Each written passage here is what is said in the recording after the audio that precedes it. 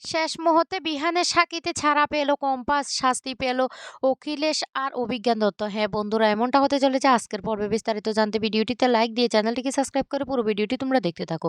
গল্পের শুরুতে আমরা দেখতে পারবো ঋতুজা বলতে লাগলো, জজ সাহেব আমি এবার নেক্সট সাকিকে কাঠগড়ায় আনতে চাই। একথা বলার সাথে সাথে তখন বিহানের কাকা বলতে লাগলো, দাদা দাদা সত্যি তো কম্পাসের পরিবারটাকে শেষ করে দেওয়ার পিছনে তো আমাদেরই হাত।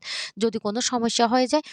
তখন অখিলেশবাবু বলতে লাগলো, "শোন আদালতে এখন এসব কোনো কথাই বলবি না।" এদিকে ঋতুজা বলতে লাগলো, "আমি কম্পাসের বাবা এবার অভিশাপ ভৌমিককে সাক্ষী হিসেবে কাঠগড়ায় দাঁড় করাতে চাই।" তখন জজ সাহেব অনুমতি দিয়ে। আর এদিকে বড় বৌমা কম্পাসের বাবাকে নিয়ে আদালতে হাজির হয়। কিন্তু বিহানের কাকা খুব ভয় পেতে থাকে আর বলতে লাগলো, "দাদা আমার না বড্ড ভয় করছে।" অখিলেশ তখন বলতে লাগলো, "একদম কোনো কথা বলবি না। দেখবি কিচ্ছু হবে না।" এদিকে অভিজিৎ ভূমিকে যখন কাঠগড়ায় দাঁড় করানো হয় তখনই ঋতুজা ম্যাডাম সবটা খুলে বলে আর বলতে লাগলো, "অভিজিৎ ভৌমিক এবার আপনার সাথে হয়ে যাওয়া প্রতিটি অন্যায়ের কথা আপনি আদালতের কাছে খুলে বলুন।" অভিজিৎ ভৌমিক তখন তার সাথে হয়ে যাওয়া অন্যায়ের কথা বলতে থাকে আর বলতে লাগলো, "স্যার আমি একটা ফর্মুলা বানাতে চেয়েছিলাম। আর সেই ফর্মুলাটা আমি গ্রামের মানুষের মঙ্গলার্থে বানাতে চেয়েছিলাম। আর যে ফর্মুলাটা বানাতে চেয়েছিলাম সেখানের এমন একটা মেডিসিন বানাতে চেয়েছিলাম যেটা মানুষের শরীরে কয়েকবার প্রয়োগ করলে মানুষের রোগ প্রতিরোধ ক্ষমতা বেড়ে যায়। আর সেও এটা জানতে পেরে যায় কয়েকজন খারাপ লোক। আর ওরা কি করে আমাকে থেকে সেই ফর্মুলাটা কেড়ে নেবে, তাই ওরা আমার একটু জমি ছিল। আর সেই জমিটাতে এ এমন একটা সমস্যা বাধিয়ে দেয়। তারপর গ্রামের লোকের কাছে প্রচার দেয় আমি নাকি খারাপ। এরপরে গ্রামের লোকজন আমাকে মারধর করে গ্রাম থেকে বের করে দেয়। আমি জানি না আমার সন্তান কোথায় ছিল, আমার স্ত্রী কোথায় ছিল। তারপর যখন ওরা বের করে দেয় আমি কিন্তু পালিয়ে যাওয়ার চেষ্টা করেছিলাম। কিন্তু সেখান থেকেও আমাকে ধরে নিয়ে যাওয়া হয়। তারপরে আমি সত্যিটা জানতে পারি যে আমার থেকে সেই ফর্মুলাটা কেড়ে নেওয়ার জন্য এই কাণ্ডটা ওরা ঘটিয়েছে। তারপর আমাকে অন্ধকার কোঠরিতে বছরের পর বছর রেখে দিয়েছে ওই ফর্মুলাটার জন্য। কিন্তু ওই ফর্মুলাটা আমি তারপরও তাদেরকে দিইনি। তখনই জজ সাহেব জিজ্ঞাসা করতে থাকে যে, "ওই লোকগুলি কারা? ওদের কি চিনেন?" তখন অভিজিৎ ভৌমিক আঙ্গুল দিয়ে কোর্টের মাঝখানে দেখিয়ে দেয় যে অভিজ্ঞান দত্ত আর অখিলেশ সেই কিন্তু এই কাজটা করছে। তখন ভয় পেয়ে যায় সেই মুক্তা। এইদিকে মোনালিসা অবাক হয়ে যায়। হঠাৎ করে অখিলেশবাবু দাঁড়িয়ে বলতে লাগলো, আমি কোনো অন্যায় করিনি জজ সাহেব, আমাকে ফাঁসানো হচ্ছে।" তখন বিহানের কাকাও দাঁড়িয়ে বলতে লাগলো, "আমার দাদা কোনো অন্যায় করতে পারে না।"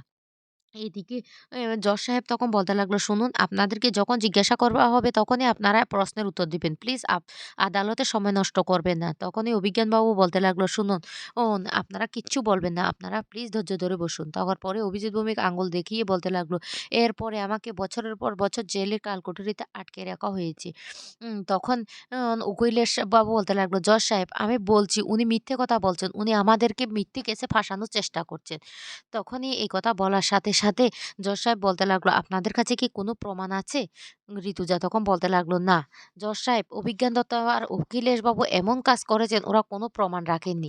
আর সেইজন্য একমাত্র উনার মুখের যে জবানটা সেটাই আজকে আদালতের সামনে তুলে ধরলাম।"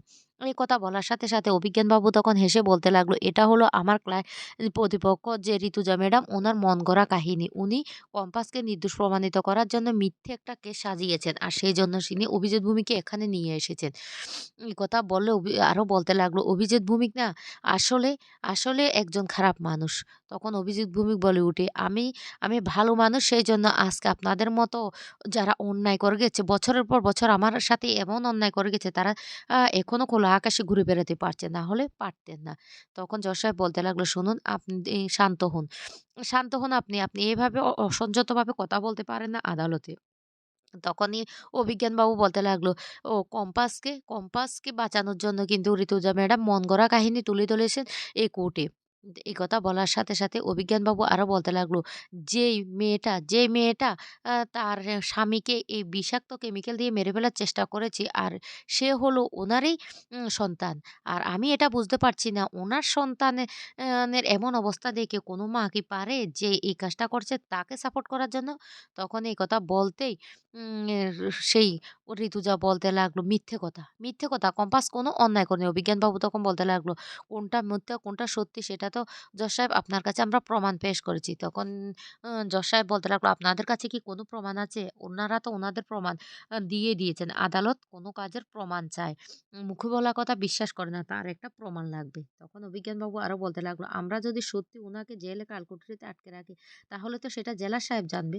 আপনি চাইলে জেলার সাহেবকে জিজ্ঞাসা করতে পারেন। আর বেঅন্যায়ভাবে একটা মানুষকে জেলার সাহেব কোনোদিন তার জেলে আটকে রাখবে না।" ঋতুজা তখন বলতে লাগলো, কম্পাস যখন কোনো ক্রমে জানতে পারে যে কোনো একটা জেলে তাকে আটকে রাখা হয়েছে। কম্পাস যখন সেই জেলটাতে যায় আর তখন সেখানে অভিজ্ঞানবাবু আর অখিলেশবাবু পৌঁছে যায়। এই কথা বলার সাথে, সাথে অভিজ্ঞানবাবু বলতে লাগলো, "এসব মিথ্যে। মিথ্যে কথা জজ সাহেব, তার কি কোনো প্রমাণ আছে?" "কোনো প্রমাণ নেই।" তারপরে জেলার সাহেবকে নিয়ে আসা হয়। জেলার সাহেব তখন বলতে লাগলো, জেলার সাহেব নাকি অভিজিৎ ভূমিকে চিনেনই না। অভিজিৎ ভূমি তখন বলতে লাগলো, "আপনি কি করে এত বড় মিথ্যে কথাটা বলতে পারছেন? কি করে?" এদিকে মুক্তা খুব খুশি হয়ে যায় জেলার সাহেবের সেই বয়ানটা শুনে আর হাসতে থাকে। অভিজিৎ ভৌমিক তখন বলতে লাগলো, "জজ সাহেব, উনি মিথ্যে কথা বলছেন। উনি আমাকে চিনেন।" এরপরে নিয়ে আসা হয় সেই সিকিউরিটি গার্ডকে। সিকিউরিটি গার্ডও ইনিয়ে বিনিয়ে মিথ্যে কথা বলতে থাকে। সে নাকি অসুস্থ ছিল, যে বিহান যখন সেদিন কলেজে এসেছিল। আর কম্পাস আর জিৎ, এমনকি তাদের সাথে কতগুলো ছেলেমেয়ে তারা কি যেন কাজ করত। কম্পাস তখন বলতে লাগলো, "জজ সাহেব, বিশ্বাস করুন আমি নির্দোষ। আমাদের সাথে কোনো ছেলে ছিল না। আমি আমি আর জিৎ শুধু আমরা দুজনেই কাজ করছিলাম।" তখনই জজ সাহেব রেগে যায় আর বলতে লাগলো, "খবরদার, আমার কথার মাঝখানে আপনারা কোনো কথাই বলবেন না। আপনাদের কাছে কি কোনো প্রমাণ আছে?" "প্রমাণ নেই তো?" "ঋতুজা ম্যাডাম, আপনাদের কাছে কি প্রমাণ আছে?" ঋতুজা তখন বলতে লাগলো, "না, আমাদের কাছে কোনো প্রমাণ নেই এই মুহূর্তে।" তখনই অভিজ্ঞান দত্ত হাসতে থাকে আর বলতে লাগলো, "আমার ক্লায়েন্ট মন গড়া কাহিনী দিয়ে ভেবেছিল সবকিছু ধামাচাপা দিয়ে দিবে। সেটা তো হতে পারে না। আমাদের যে বিরুদ্ধে কোনো প্রমাণ উনি কোনো প্রমাণে দেখাতে পারেনি।" তখন জজ সাহেব বলতে লাগলো, "হ্যাঁ, এই যে বিহান চৌধুরীকে বিষাক্ত কেমিক্যাল দিয়ে মারার প্ল্যান করেছিল কম্পাস, উনার তো শাস্তির ব্যবস্থা আমি করবই।" তখনই অভিজিৎ ভৌমিক হাত জোড় করে জজ সাহেবের কাছে বলতে লাগলো, "জজ সাহেব, আমার মেয়েটা নিরপরাধ। আপনি আমার মেয়েটার কোনো ক্ষতি করবেন না।" কিন্তু জজ সাহেব তখন বলতে লাগলো, "মানবিকতার দিক দিয়ে বিবেচনা করে আপনাকে আমরা সাজামুক্ত করলাম। কিন্তু কম্পাস এত বড় অন্যায় করেছে। ও তো সাজা প্রাপ্তি। আর সাথে জিত, যে ওকে হেল্প করেছিল, ওর জন্য কেন পুলিশ আইনগত এখনো কোনো ব্যবস্থা নিচ্ছে না?" তখন খুব খুশি হয়ে যায় মোনালিসা, মুক্তা সবাই। এদিকে কম্পাস কান্না করতে থাকে আর বলতে লাগলো, "মা, মা তুমি কেন কিছু বলছো না? মা তুমি কিছু বলো, তুমি কিছু বলো না মা।" কিন্তু কোনো কথাই বলে না ঋতুজা। এদিকে মোনালিসা হাসতে থাকে আর বলতে লাগলো, "এই তো মুক্তা মাসি, এবার দেখো কম্পাসের কি শাস্তি হয়।" তখনই জজ সাহেব সমস্ত দিক বিবেচনা করে বলতে লাগলো, "ও কম্পাস ভূমিক একজন দোষী।" এ কথাটা বলার সাথে, সাথে সেখানে বিহান চলে আসে আর এসে বলতে লাগলো, "কম্পাস ভূমিক কোনো অন্যায় করেনি। কম্পাস ভূমিক দোষী হতে পারে না। কম্পাস ভূমিক নির্দোষ।" তখনই অবাক হয়ে যায় মোনালিসা। এদিকে ভয় পেয়ে যায় অভিজ্ঞানবাবু, অখিলেশরা সবাই। আর রীতিমতো বড় বৌমা থেকে শুরু করে কম্পাস সবাই চমকে যায় সে বিহানকে দেখে। আর কম্পাস তখন বলতে লাগলো, "বিহান স্যার, আপনি আপনি এখানে?" আর তখনই বিহানের মনে পড়ে যায় বিহান যে সুস্থ ছিল সে তার মায়ের সাথে সমস্ত কথা বলেছিল। তার মা তাকে বলেছিল তার স্ত্রীকে রক্ষা করতে হলে তাকে আদালতে আসার জন্য।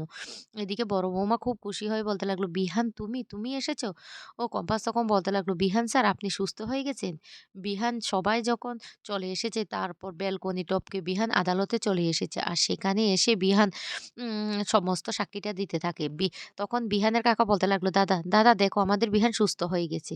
আর বিহান মনে, মনে ভাবতে থাকে তার মা তাকে আরো বলেছিল, আজকে কম্পাস নির্দোষ। কম্পাস নির্দোষ হওয়ার পরও ওরা এমনভাবে কম্পাসকে ফাঁসিয়ে দিয়েছে, কম্পাসকে একমাত্র তুমিই পারবে নির্দোষ প্রমাণ করতে। না হলে কম্পাস সারা জীবনের মতো মেয়েটা দোষী সাব্যস্ত হয়ে যাবে তার বাবার মতো। তুমি ওর জীবনটা নষ্ট করে দিও না। তখনই বিহান বলতে লাগলো, "জজ সাহেব, কম্পাস নির্দোষ। কম্পাস কোনো অন্যায় করেনি।